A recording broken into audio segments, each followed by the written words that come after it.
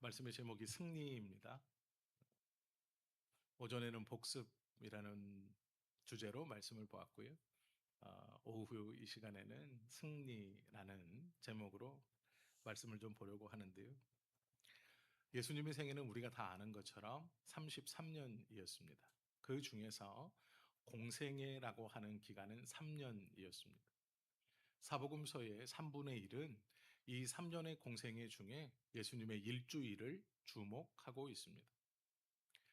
예수님의 33년의 생애 중 3년의 공생애, 그리고 그 3년의 공생애 중 마지막 일주일의 사건을 성경은 3분의 1이나 할애해서 이 사복음서 전체를 통해 자세하게 기록하고 있습니다. 왜 그러냐면 그 일주일이 다른 어떤 날보다도 중요했기 때문에 그렇습니다. 그 일주일 중 오늘 본문은 십자가에 달려 돌아가시기 몇 시간 전 제자들에게 주셨던 예수님의 가르침입니다. 예수님께서는 한마디로 내가 세상을 이겼다 선언하십니다. 이것이 승리입니다. 우리가 너무나 갖고 싶고, 우리가 언제나 소유하고 싶고, 우리가 언제나 누리고 싶은 승리, 이김, 그것을 예수님이 선언하고 계신다라는 것이 오늘 본문의 말씀입니다. 33절 보시면 이렇게 기록되어 있습니다. 이것을 너희에게 이르는 것은 너희로 내 안에서 평안을 누리게 하려 함이라. 세상에서는 너희가 환난을 당하나 담대하라. 내가 세상을 이기었노라 라고 말씀하시죠. 예수님께서는 담대하라 라고 말씀합니다. 담대하다. 움츠러들지 않음입니다.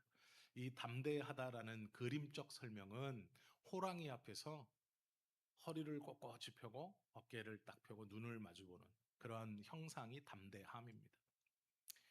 눈을 부라리고 그 큰 일을 내보이면서 잡아먹겠다고 어흥거리고 있는 호랑이 앞에 꼿꼿이 서서 그 호랑이의 눈을 바라보면서 서 있는 상태, 이것이 담대함의 그림적 설명입니다.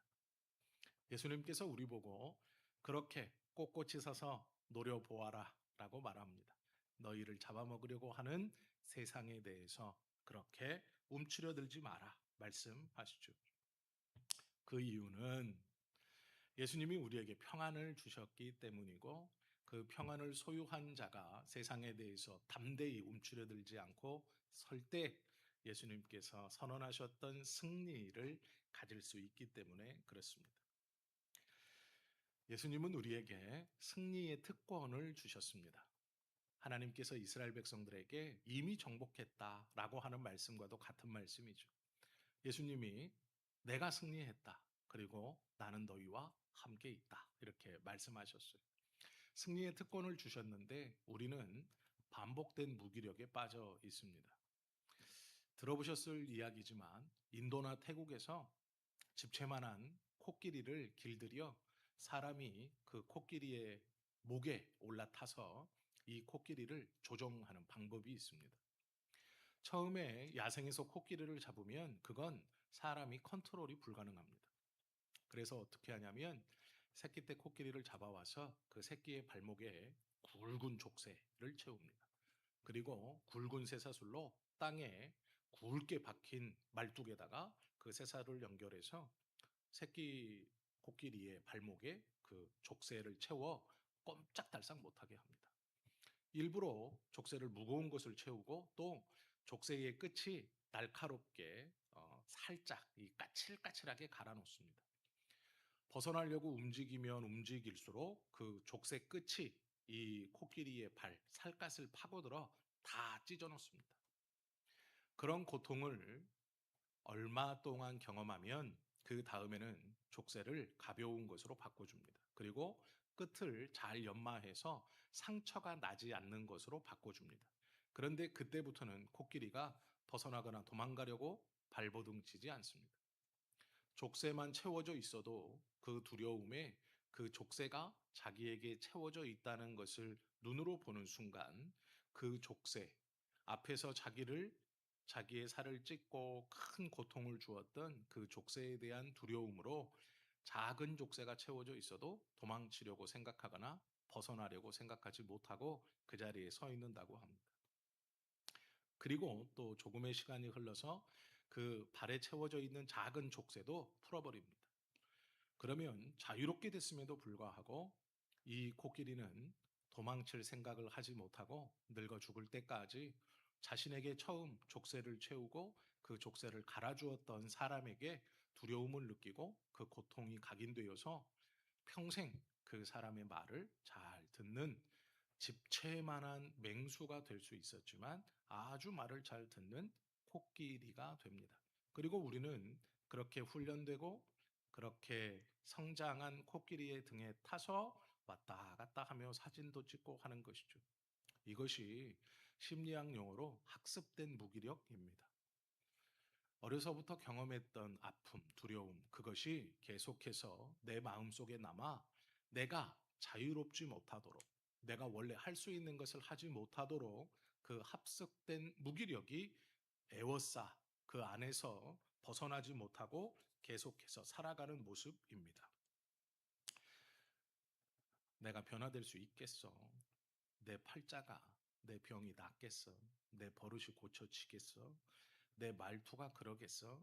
이것이 학습된 무기력입니다. 내가 술을 끊을 수 있겠어? 내가 담배를 끊을 수 있겠어? 내가 저 사람을 끊어낼 수 있겠어? 똑같은 얘기입니다. 학습된 무기력입니다. 해보려고 했지만 안 되는 것이죠. 해보려고 노력했습니다. 그런데 안 됩니다. 왜요? 무기력하기 때문에 그렇습니다. 두렵고 무섭고 감당할 수 없는 외로움, 또 어쩔 수 없다는 포기, 이 자포자기가 자신을 둘러싸고 있습니다. 이러한 것들을 뚫고 나가는 것을 도전정신이라고 합니다. 해보자라는 것이죠. 예수님께서 제자들에게 이러한 이야기를 하십니다. 내가 세상을 이기었다라고 말합니다. 예수님께서 십자가를 지신다고 할 때마다 제자들은 두려웠습니다. 아니, 두렵다기보다 실망스러웠습니다. 제자들이 예수님을 따라다니면서 그들의 마음속에 조금씩 삭떴던 것은 예수님께서 이 모든 백성들에게 추앙을 받아 이스라엘의 새로운 왕이 되면 내가 이 예수님을 등에 업고 예수님의 이름을 꽉 붙들어서 내가 예수님 아래에 있는 높은 고관 대작이 되보겠다. 한 번도 꿈꿔보지도 못했고 현실에선 가능성이 없었지만 이 예수님이 왕만 된다면 내가 이 예수님을 딱 붙들고 있어서 고관 대작이 한번 돼보겠다.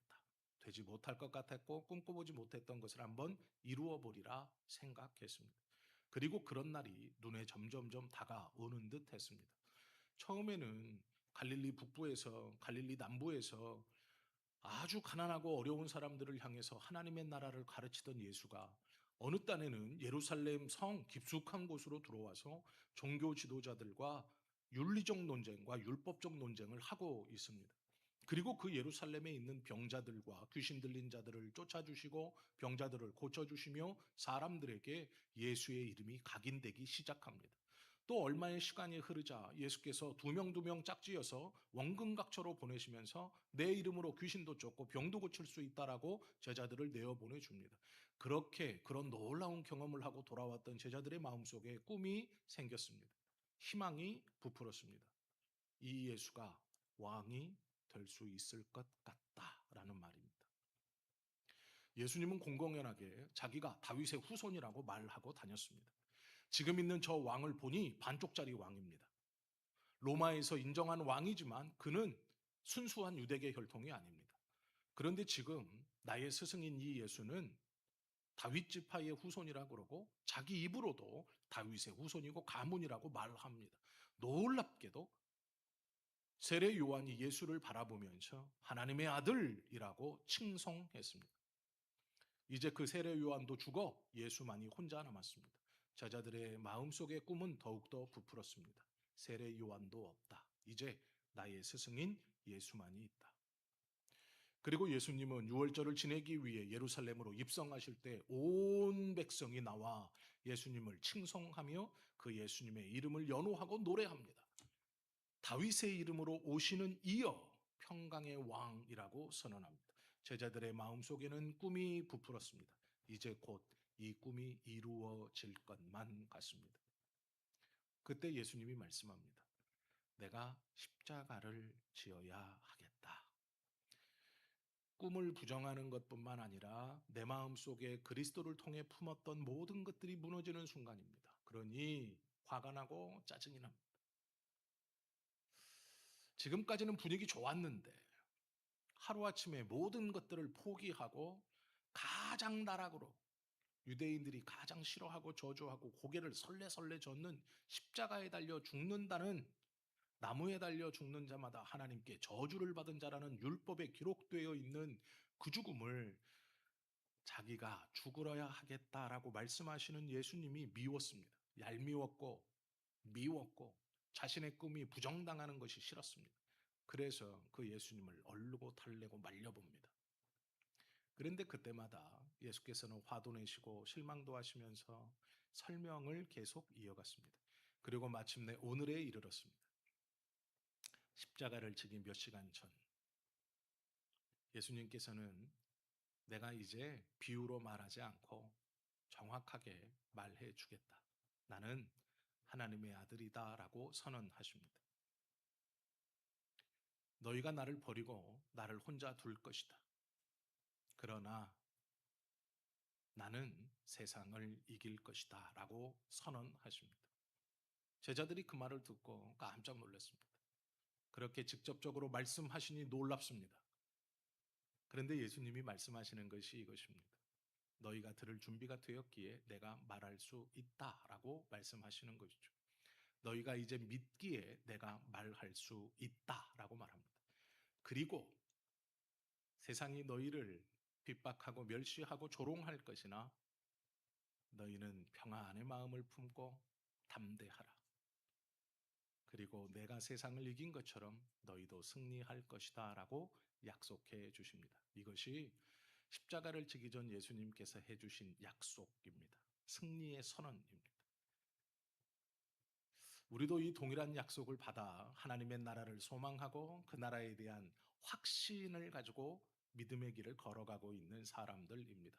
그런데 우리에게는 학습된 무기력이 우리의 삶을 지배합니다. 믿음은 밝게 있는데 한쪽에 나의 삶을 붙들고 억누르는 것이 있습니다. 내가 할 수 있을까? 내 주제에 라는 생각이 있다라는 것이죠. 세상을 이기었노라 라고 선언하실 때의 세상은 어떤 세상입니까? 하나님의 뜻을 거부하는 세상입니다. 십자가의 은혜를 조롱하는 세상입니다. 까닭없이 예수 믿는 사람들을 미워하고 교회를 비판하고 극도의 이기심과 불안함을 가지고 있는 세상입니다. 언론 매체 또한 많은 곳에서 교회와 목회자, 성도들을 비난하고 비판합니다. 그건 당연한 겁니다. 우리가 윤리적으로 잘하면 그런 비난을 안 받는다고 생각하시면 안 됩니다. 비난받습니다. 왜요? 예수님만이 진리이기 때문에 비난받는 것입니다. 믿는 사람들이 물론 더 깨끗하게 살고 더 올바르게 살고 더 윤리적으로 살아야 함은 분명합니다. 그러나 세상은 하나님을 미워하는 것이 본성입니다. 교회를 조롱하는 것이 세상의 방법입니다. 믿는 자들의 믿음을 부정하고 조롱하는 것이 세상에서 하는 일입니다. 왜요? 교회가 진리이기 때문이고 하나님의 말씀이 진리이기 때문입니다. 그러기에 세상은 진리를 조롱합니다. 진리를 업신여깁니다. 우리가 그것에 편승하여서 그래, 교회도 소용없고 목사도 소용없고 성도도 소용없고 결국 말씀도 소용없어 라고 자포자기할 필요는 없습니다. 세상은 그것이 세상의 방법입니다. 우리는 진리의 편에 서 있기에 조롱당하는 것입니다.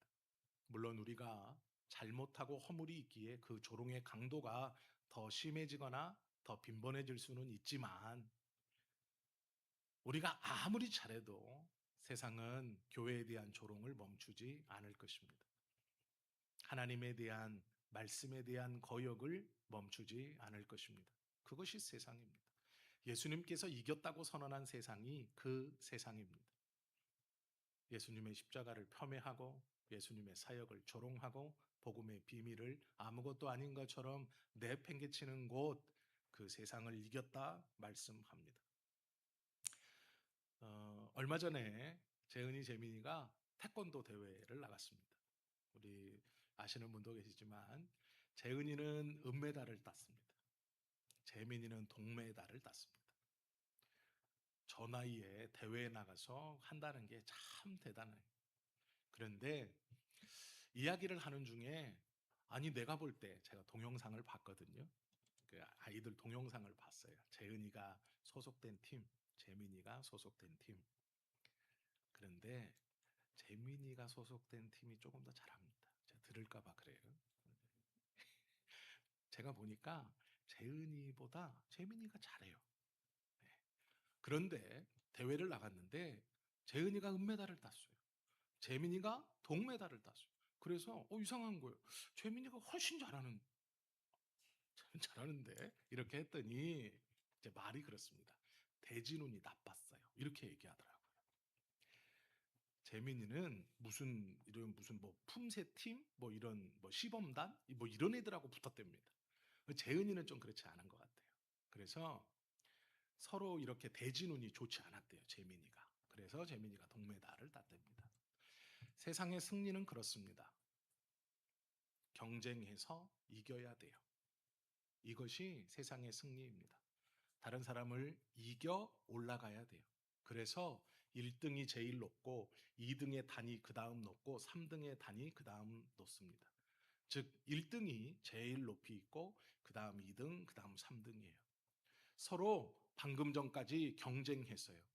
내가 너를 이겨야 너보다 높은 자리에 올라가는 거예요. 그것이 세상에서의 승리이고 세상에서의 이김입니다. 그러나 예수님의 이김은 달라요.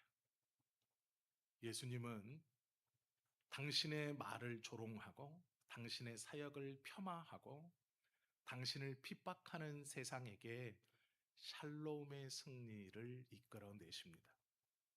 그곳에 고개를 숙여요. 아무런 변명하지 않습니다. 채찍에 맞아요. 침뱉음을 당합니다. 저항하지 않아요.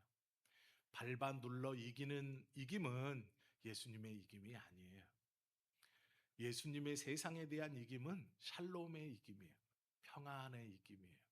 잠잠함의 이김이에요. 고통과 함께 하나님의 위로를 붙드는 견딤의 이김이에요. 인내의 이김이에요. 예수님의 이김이 무엇인가를 예수님은 친히 보여주셨어요.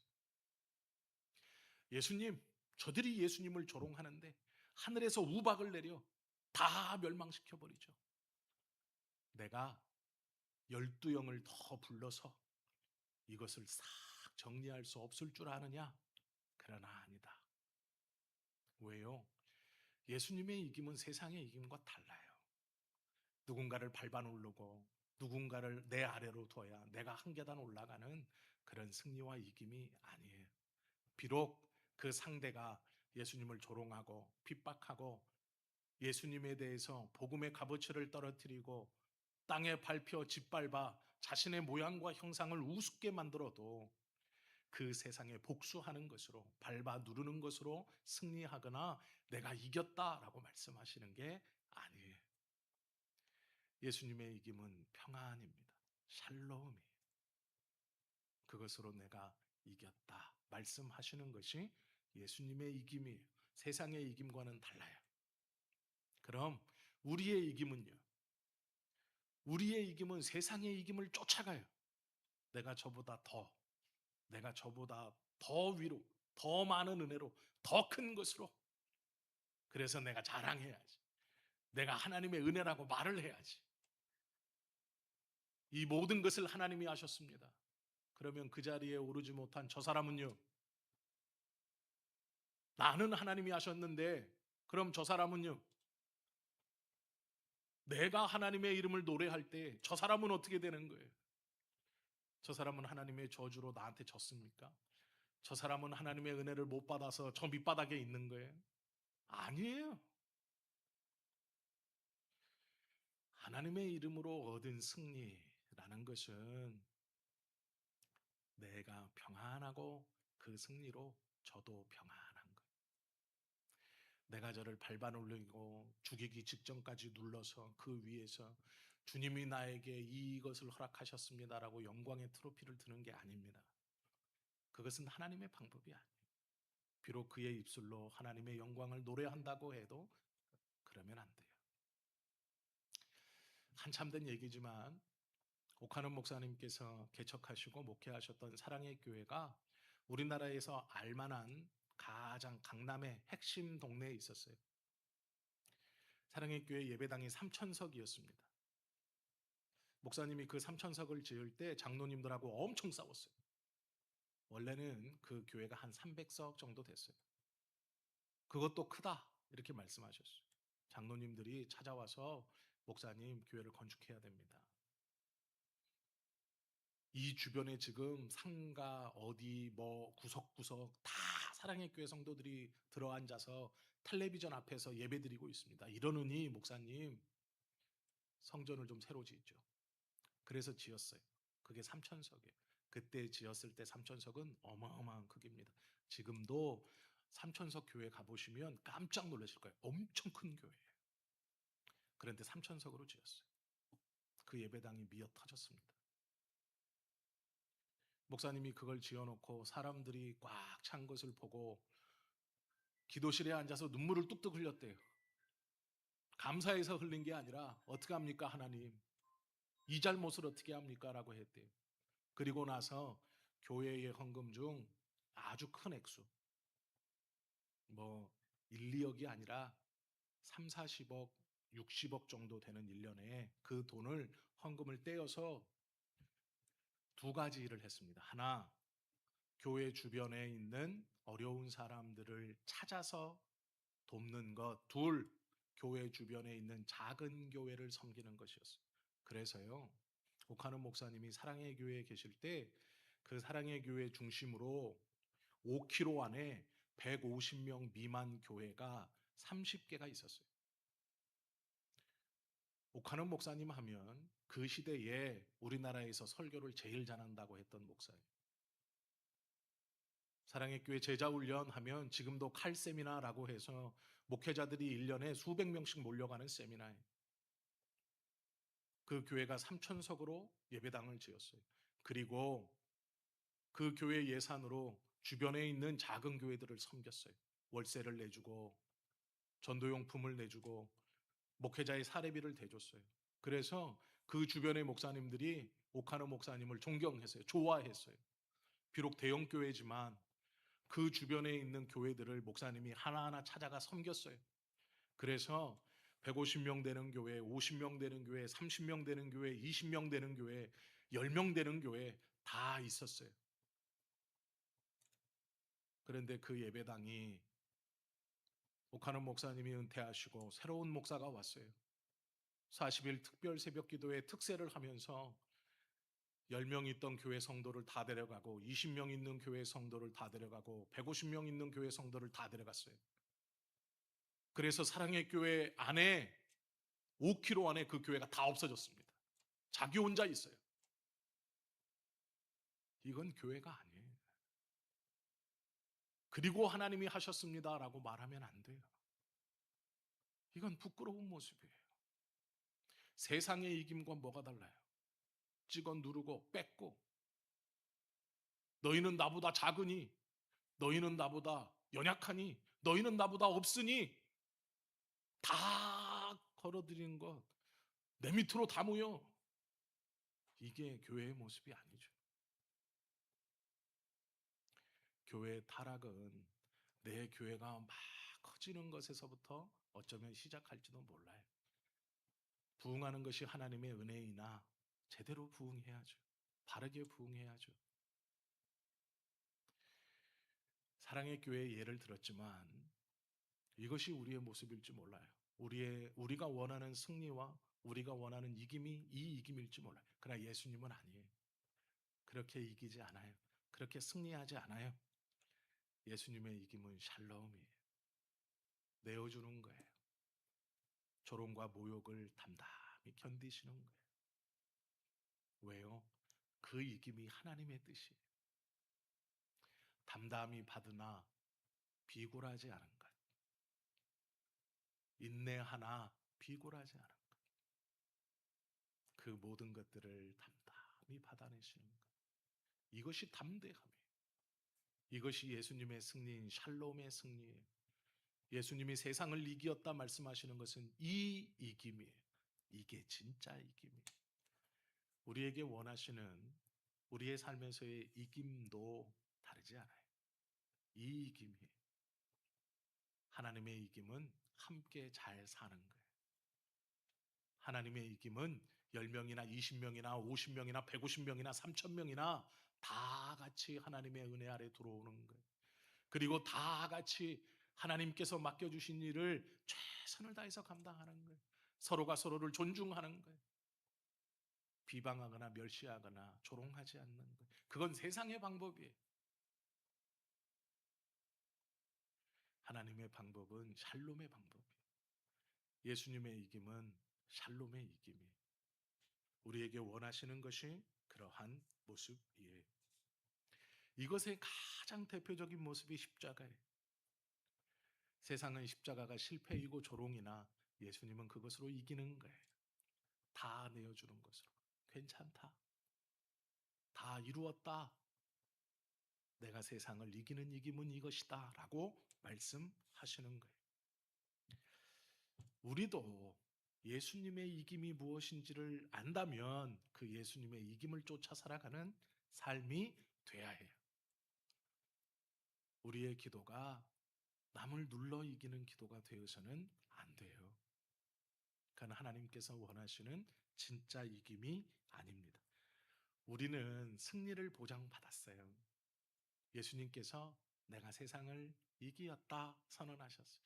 우리의 입에서도 이 기도가 나와야 돼요. 하나님, 세상에서 고백하는 이김의 이김이 아니라 예수님께서 고백하신 그 이김의 고백이 지금 내 기도에서 예수님, 나도 내가 세상을 이기었다 고백할 수 있는 자 되기를 원합니다. 이 기도가 하나님이 원하시는 기도예요. 이 기도를 입술로 고백하는 성도가 하나님이 이겼다라고 말씀해 주시는 성도예요. 우리 모두가 이런 이김의 상급을, 이런 이김의 인정을 받으셔야 돼요. 이 이김을 고백할 수 있어야 해요. 세상에서의 이김을 쫓아가는 건 영적인 죽음입니다. 하나님의 뜻과는 반대. 그것은 잘하는 것이 아니에요. 하나님의 이름이 하나님이 하셨습니다 말하면 안 돼요.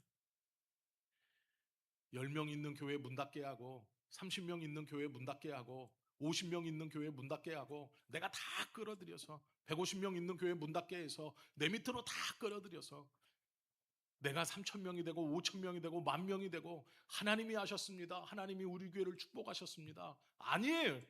그게 무슨 축복이에요. 10명 교회 목사가 그 성도들이 그 교회 문을 걸어 잠글 때 그 마음이 어떻겠어요? 30명 교회 목사가 그 교회를 문 닫을 때 50명 교회의 목회자가 그 교회를 문 닫을 때 그 마음이 어땠겠어요? 그 남아있던 성도들이 목회자의 뒷모습을 보면서 그 마음이 어땠겠어요? 그게 어떻게 이김이에요? 우리도 정신 바짝 차리셔야 돼요. 세상의 이김을 쫓아가서는 안 됩니다. 하나님이 기뻐하지 않아요. 그냥 조금 미련하세요. 그냥 조금 어리석으세요. 그냥 좀 손해보세요. 그냥 좀 자존심을 조금만 내려놓으세요. 그리고 그 일 후에 하나님이 우리를 절대로 죽게 내버려 두지 않아요. 그때 우리의 입술의 고백에서 하나님, 내가 예수님과 같이 세상을 이기었다 이제 고백해 봅니다. 이렇게 고백하실 수 있어야 합니다. 이것이 하나님이 원하시는 믿음이에요. 우리가 쫓아가야 하는 승리입니다. 바라고 원하기는 이 승리의 고백이 우리의 입술에서 날마다 고백되어지면 좋겠지만 그러면 너무 많이 손해보고 너무 힘드니까 하나님이 원하시는 순간에는 그 어떠한 날에는 아, 지금이구나. 아, 이제 내가 고백할 수 있구나. 그때에는 꼭 고백하시는 저와 여러분 되시기를 예수님의 이름으로 축원합니다. 기도드립니다.